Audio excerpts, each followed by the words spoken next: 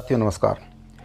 छत्तीसगढ़ विधानसभा monsoon सत्र में अनियमित संविदा, दैनिक वेतनभोगी कर्मचारी, प्लेसमेंट कर्मचारी, आउटसोर्स कर्मचारी और ठेका कर्मचारियों को लेकर कई महत्वपूर्ण प्रश्न लगाए गए हैं। इसके साथ ही शिक्षा कर्मियों को अनुकंपा नियुक्ति देने के संबंध में भी प्रश्न लगाया गया है।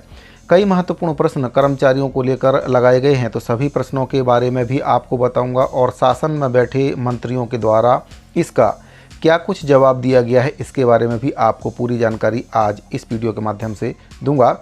जानकारी में आगे बढ़ने से पहले आपसे निवेदन है कि पहली बार अगर आप चैनल पर आए हैं तो चैनल को सब्सक्राइब जरूर करें, बेल आइकन को प्रेस करना ना भूलें, उसको ऑल पर सेट करके रखें, जिससे आपको हमारे द्वारा बनाए जा रहे सभी नए वीडियो के नोटिफिकेशन सबसे पहले मिल जाए।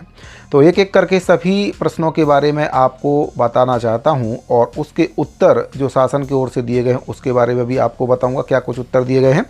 तो पहला जो प्रश्न है वह आपका छत्तीसगढ़ लोक निर्माण विभाग में काम करने वाले दैनिक वेतनभोगी श्रमिकों को श्रम सम्मान राशि देने को लेकर लगाया गया है। श्री राम कुमार यादव जी के द्वारा प्रश्न पूछा गया है।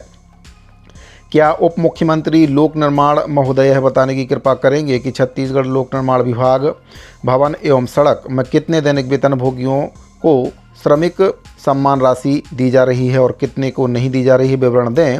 उक्त सम्मान राशि प्रदाय का मापदंड क्या है। प्रश्नांक खा के अनुसार जिन दैनिक वेतनभोगियों को श्रम सम्मान राशि प्रदान नहीं की जा रही है उसका क्या कारण है, जानकारी देवें। उप मुख्यमंत्री लोक निर्माण विभाग के जो हैं श्री अरुण साहू जी के द्वारा इसका जवाब दिया गया है। छत्तीसगढ़ में लोक निर्माण विभाग भवन एवं सड़क में श्रम विभाग के द्वारा निर्धारित दर में दैनिक और मासिक वेतन पर काम करने वाले 3011 श्रमिकों को श्रम सम्मान राशि प्रदान की जा रही है और 536 श्रमिकों को श्रम सम्मान राशि प्रदान नहीं की जा रही है। जानकारी संलग्न प्रपत्र के अनुसार दे दी गई है। ग नंबर के प्रश्नांक खा का उल्लेख नहीं है, अतः प्रश्न ही उपस्थित नहीं होता है। ये जवाब दिया गया है श्रम सम्मान राशि को लेकर। अगला जो प्रश्न लगा है, छत्तीसगढ़ भवन एवं अन्य सन्निर्माण कर्मकार कल्याण मंडल में काम करने वाले प्लेसमेंट कर्मचारियों को लेकर प्रश्न पूछा गया है। श्री कुंवर सिंह निषाद जी के द्वारा प्रश्न पूछा गया, क्या वाणिज्य एवं उद्योग मंत्री महोदय यह बताने की कृपा करेंगे कि क्या छत्तीसगढ़ भवन एवं अन्य सन्निर्माण कर्मकार कल्याण मंडल में काम करने वाले प्लेसमेंट कर्मचारियों की वेतन वृद्धि प्रतिवर्ष करने का प्रावधान है। यदि हाँ तो कब कब की गई है, यदि नहीं तो कब तक की जाएगी, जानकारी दें। प्रश्नांक का के अनुसार विभाग में काम करने वाले प्लेसमेंट कर्मचारियों के नियमितीकरण किए जाने के क्या प्रावधान हैं, यदि हाँ तो कब तक किया जाएगा, जानकारी दें। तो ये प्रश्न काफ़ी महत्वपूर्ण है। प्लेसमेंट कर्मचारियों के नियमितीकरण और वेतन वृद्धि को लेकर प्रश्न किया गया है। वाणिज्य एवं उद्योग मंत्री श्री लखनलाल देवांगन जी के द्वारा इसका जवाब दिया गया है। छत्तीसगढ़ भवन एवं अन्य सन्निर्माण कर्मकार कल्याण मंडल में काम करने वाले प्लेसमेंट कर्मचारियों की वेतन वृद्धि प्रतिवर्ष करने का प्रावधान नहीं है। छत्तीसगढ़ भवन एवं अन्य सन्निर्माण कर्मकार कल्याण मंडल के अंतर्गत प्लेसमेंट एजेंसी के माध्यम से सेवा प्रदान कर रहे प्लेसमेंट कर्मचारियों को छत्तीसगढ़ शासन वित्त विभाग के द्वारा संविदा कर्मचारियों के लिए निर्धारित मासिक वेतन एक मुश्त राशि अनुरूप संचालक मंडल के अनुमोदन के उपरांत प्लेसमेंट कर्मचारियों के वेतन में वृद्धि की जाती है। तदनुसार दिनांक 5/11/2020 और 24/8/2023 को प्लेसमेंट कर्मचारियों का वेतन वृद्धि किया गया है। खा नंबर का बताया गया, विभाग में काम करने वाले प्लेसमेंट कर्मचारियों को नियमितीकरण किए जाने का कोई भी प्रावधान नहीं है। तो प्लेसमेंट कर्मचारियों का जवाब आ चुका है कि इनको नियमित करने का कोई भी प्रावधान नहीं है। अगला सवाल भी प्लेसमेंट कर्मचारियों से ही संबंधित है। प्लेसमेंट एजेंसी के अंतर्गत काम करने वाले कर्मचारियों की संख्या, नियम, निर्देश और शर्तें इसमें पूछी गई हैं। श्री अजय चंद्राकर जी के द्वारा ये प्रश्न पूछा गया है, क्या वाणिज्य और उद्योग मंत्री यह बताने की कृपा करेंगे कि श्रम विभाग के अंतर्गत कितने पंजीकृत प्लेसमेंट एजेंसी हैं, पंजीकरण के संबंध में क्या क्या दिशा निर्देश हैं, इन निर्देशों की निगरानी किस स्तर के अधिकारी के द्वारा की जाती है, कितनी शिकायतें किन किन प्लेसमेंट एजेंसी के विरुद्ध वर्ष 2023 से 20 जून 2025 तक की गई हैं और संबंधित एजेंसियों के खिलाफ क्या कार्यवाही की गई है। प्रश्नांकित अवधि में इन एजेंसियों को कितने कर्मचारियों के विरुद्ध कितनी कितनी राशि का भुगतान किया गया है, वर्षवार जानकारी दें। वाणिज्य और उद्योग मंत्री श्री लखनलाल देवांगन जी के द्वारा उत्तर दिया गया है। श्रम विभाग के द्वारा प्रवर्तित श्रम कानून के अंतर्गत प्लेसमेंट एजेंसी के रूप में कार्य करने हेतु पंजीयन का कोई प्रावधान नहीं है, अतः प्लेसमेंट एजेंसी के पंजीकरण के संबंध में निर्देश और निर्देशों के निगरानी का प्रश्न उपस्थित नहीं होता है। श्रम विभाग के अंतर्गत श्रम आयुक्त संगठन कर्मचारी राज्य बीमा सेवाएं और मंडलों में मानव संसाधन की सेवाएं उपलब्ध कराने के लिए कार्यरत प्लेसमेंट एजेंसी की जानकारी संलग्न प्रपत्र आ के अनुसार है। विभाग में कार्यरत प्लेसमेंट एजेंसी के विरुद्ध प्रश्नांकित अवधि में शिकायत प्राप्त नहीं है।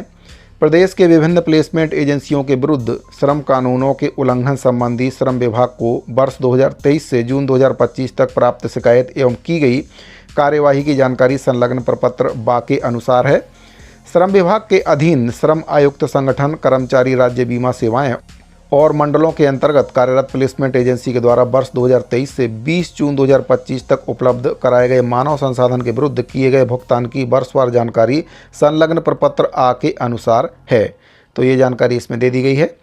अगला जो प्रश्न है, RKM पावर प्लांट जिला शक्ति में काम करने वाले स्थानीय श्रमिक और कर्मचारी के बारे में प्रश्न लगाया गया है। श्री राम कुमार यादव जी के द्वारा प्रश्न पूछा गया है, क्या वाणिज्य और उद्योग मंत्री महोदय यह बताने की कृपा करेंगे कि जिला शक्ति के अंतर्गत RKM पावर प्लांट में वर्तमान में कुशल और अकुशल छत्तीसगढ़ के कितने स्थानीय श्रमिक और नियमित अनियमित कर्मचारी काम कर रहे हैं?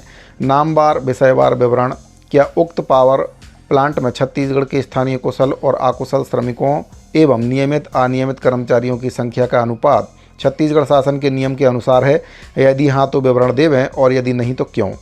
प्रश्नांक का एवं खा के अनुसार उक्त पावर प्लांट में काम करने वाले छत्तीसगढ़ के स्थानीय कुशल और कुशल श्रमिकों और नियमित अनियमित कर्मचारियों से क्या भारत सरकार श्रम अधिनियम के अनुसार निर्धारित समय सीमा तक कार्य लिया जाता है तथा छत्तीसगढ़ शासन के नियम के अनुसार श्रमिकों एवं कर्मचारियों को वेतनमान दिया जाता है? यदि हाँ तो विवरण देवें और यदि नहीं तो क्यों?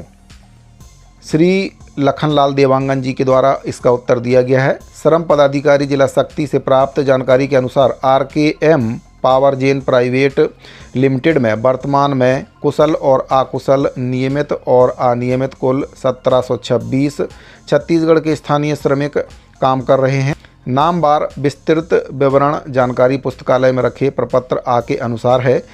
इकाई messrs RKM power gen private limited को उत्पादन पश्चात औद्योगिक नीति के अंतर्गत किसी प्रकार का औद्योगिक निवेश प्रोत्साहन नहीं दिया गया है, अतः इकाई को औद्योगिक नीति के नियमानुसार निर्धारित न्यूनतम प्रतिशत में राज्य के मूल निवासियों को रोजगार दिए जाने की अनिवार्यता लागू नहीं होती है।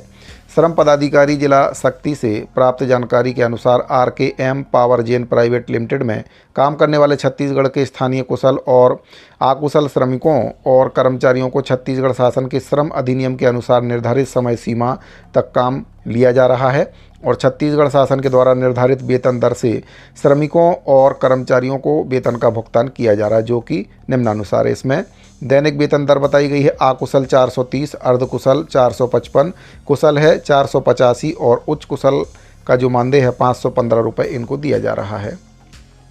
अगला जो सवाल है, प्लेसमेंट एजेंसी के कार्यों और कर्मचारियों का भुगतान, ये लोक स्वास्थ्य एवं परिवार कल्याण विभाग से संबंधित प्रश्न है। श्री धर्मलाल कौशिक जी के द्वारा लगाया गया है। क्या लोक स्वास्थ्य मंत्री महोदय यह बताने की कृपा करेंगे कि स्वास्थ्य विभाग के अंतर्गत कालमी सर्विस प्लेसमेंट एजेंसी को विगत इस वित्तीय वर्ष में क्या क्या कार्य किन किन स्थानों पर दिए गए हैं तथा एजेंसी के द्वारा कितने और किस संवर्ग के कर्मचारियों को किस दर पर उपलब्ध कराया गया है और जून 2025 की स्थिति में कितना भुगतान किया गया है और कितना भुगतान शेष है, इसमें कितना GST काटा जाना था और कितना GST काटा गया है, उक्तानुसार काटे गए GST में एजेंसी के द्वारा कितना GST का भुगतान वाणिज्यिक कर विभाग को किया गया है और कितना शेष है और क्यों है। कंडिका का के अनुसार कार्यों हेतु एजेंसी को कितने प्रतिशत शुल्क पर कार्य दिया गया है और उक्तानुसार शुल्क की गणना में मासिक पारिश्रमिक EPF और ECI की गणना के साथ किन किन संस्थाओं के द्वारा भुगतान किया गया है और किन किन संस्थाओं के द्वारा सिर्फ मासिक पारिश्रमिक की गणना के आधार पर ही एजेंसी को निर्धारित शुल्क का भुगतान किया गया है। एजेंसी के द्वारा उपलब्ध कराए गए कुल कर्मियों में कितने कर्मियों का पुलिस सत्यापन किया गया है और कितने का नहीं किया गया है, ये प्रश्न पूछा गया है। लोक स्वास्थ्य मंत्री श्री श्याम बिहारी जायसवाल जी के द्वारा इसका उत्तर दिया गया। जानकारी संलग्न प्रपत्र आ के अनुसार है।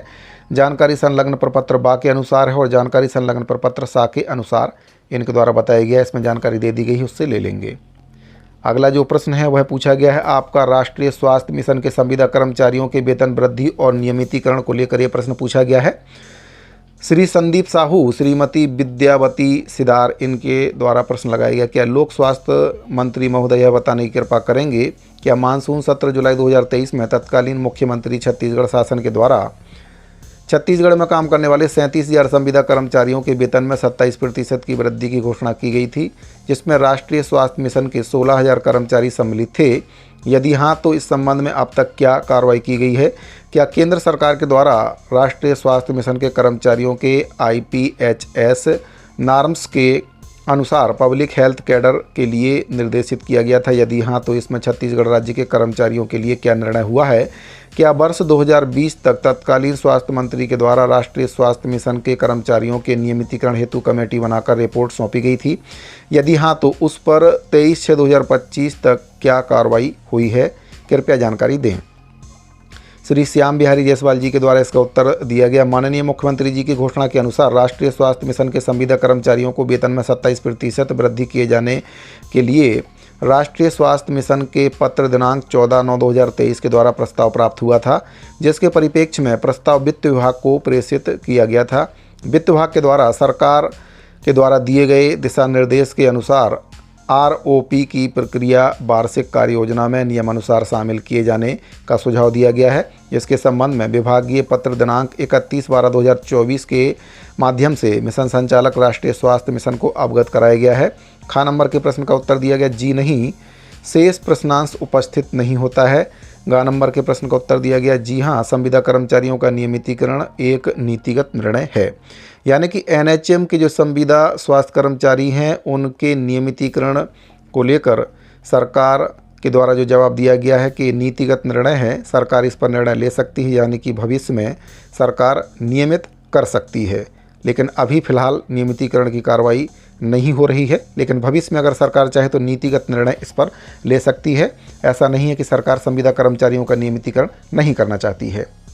तो ये प्रश्न नियमितीकरण को लेकर लगाया गया था और संविदा कर्मचारियों के नियमितीकरण से संबंधित बहुत ही महत्वपूर्ण प्रश्न है। अगला जो प्रश्न है, छत्तीसगढ़ राज्य के शासकीय सेवकों को कैशलेस चिकित्सा की सुविधा योजना की स्वीकृति को लेकर प्रश्न पूछा गया है। श्रीमती उत्तरी गणपत जांगड़े जी के द्वारा प्रश्न पूछा गया है, क्या लोक स्वास्थ्य मंत्री महोदय यह बताने की कृपा करेंगे कि क्या शासन के द्वारा शासकीय सेवकों को कैशलेस चिकित्सा सुविधा देने की कोई योजना बनाई जा रही है? और यदि हाँ तो छत्तीसगढ़ के शासकीय सेवकों को कब तक इसका लाभ मिलना शुरू हो पाएगा? कृपया जानकारी दें। स्वास्थ्य मंत्री जी के द्वारा जवाब दिया गया जी हाँ, निश्चित समय सीमा बताया जाना संभव नहीं है, लेकिन योजना बनाई जा रही है। अगला जो सवाल है वह भी कैशलेस चिकित्सा प्रदान करने को लेकर लगाया गया है। श्री रिकेश सेन जी के द्वारा प्रश्न पूछा गया है, क्या लोक स्वास्थ्य मंत्री महोदय यह बताने की कृपा करेंगे कि छत्तीसगढ़ राज्य के शासकीय कर्मचारियों को कैशलेस चिकित्सा सुविधा देने का प्रावधान शासन स्तर पर विचारणीय है? प्रश्नांश का के अनुसार यदि हाँ तो कैशलेस चिकित्सा सुविधा कब तक शासकीय कर्मचारियों को दी जाएगी? उत्तर दिया गया जी हाँ, निश्चित समय अवधि बताया जाना संभव नहीं है, लेकिन ये प्रक्रिया चल रही है और कैशलेस चिकित्सा सुविधा कर्मचारियों को दिए जाने को लेकर शासन के द्वारा निर्णय लिया जाएगा भविष्य में।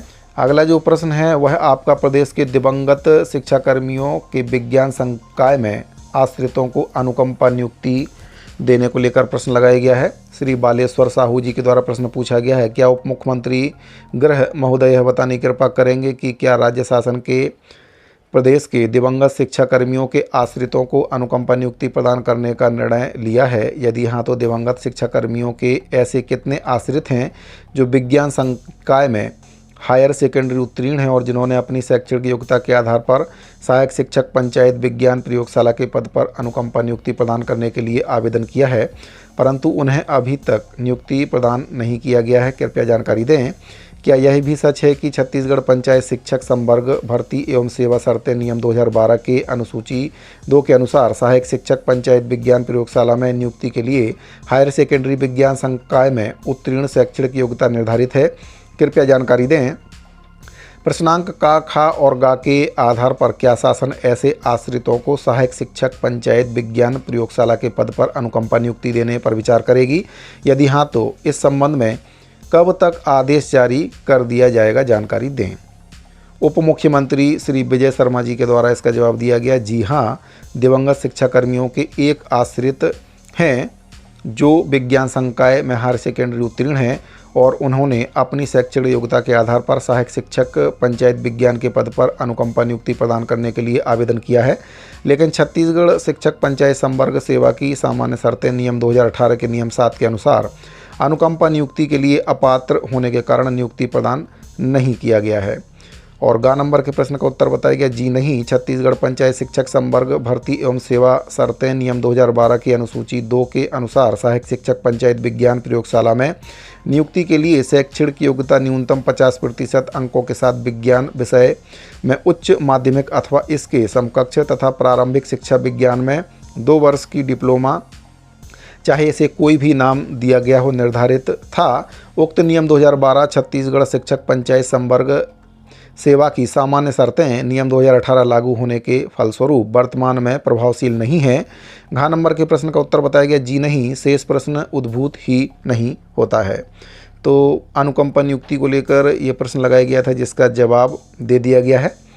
अगला जो प्रश्न है, प्रदेश में काम करने वाले प्रधान आरक्षक और आरक्षक संवर्ग को दिया जा रहा भत्ता को लेकर प्रश्न पूछा गया। श्रीमती अनिला भेड़िया जी के द्वारा प्रश्न पूछा गया, क्या उप मुख्यमंत्री गृह महोदय बताने की कृपा करेंगे कि प्रदेश में कार्यरत प्रधान आरक्षक एवं आरक्षक संवर्ग के कर्मचारियों को गृह भत्ता, मकान किराया, फूड, राइफल, चिकित्सा भत्ता और वर्दी धुलाई वर्तमान में कितनी राशि दी जा रही है और उक्त राशि कब से दी जा रही है, जानकारी देवें।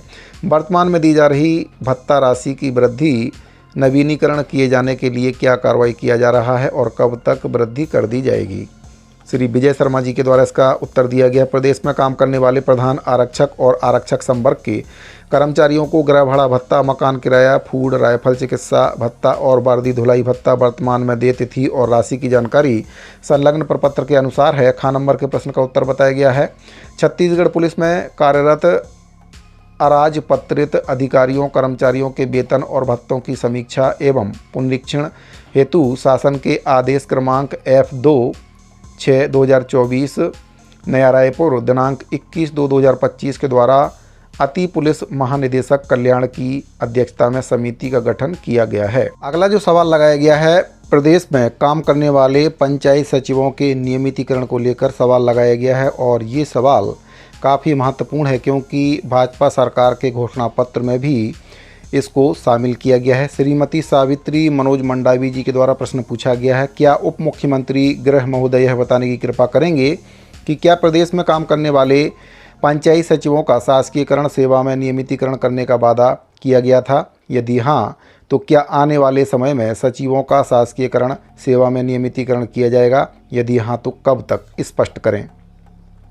इस पर उप मुख्यमंत्री श्री विजय शर्मा जी के द्वारा जवाब दिया गया है, पंचायत सचिवों के शासकीयकरण की मांग एवं इसके क्रियान्वयन पर विचार हेतु समिति गठित करने की घोषणा की गई थी, जिसके परिपालन में 5 सदस्यीय समिति का गठन किया गया है। समिति के प्रतिवेदन के आधार पर आगामी कार्रवाई की जाएगी। तो समिति का गठन कर दिया गया है। समिति की रिपोर्ट अभी तक नहीं आई है। जैसे ही समिति की रिपोर्ट आएगी, पंचायत सचिवों का शासकीयकरण शासन के द्वारा किया जाएगा।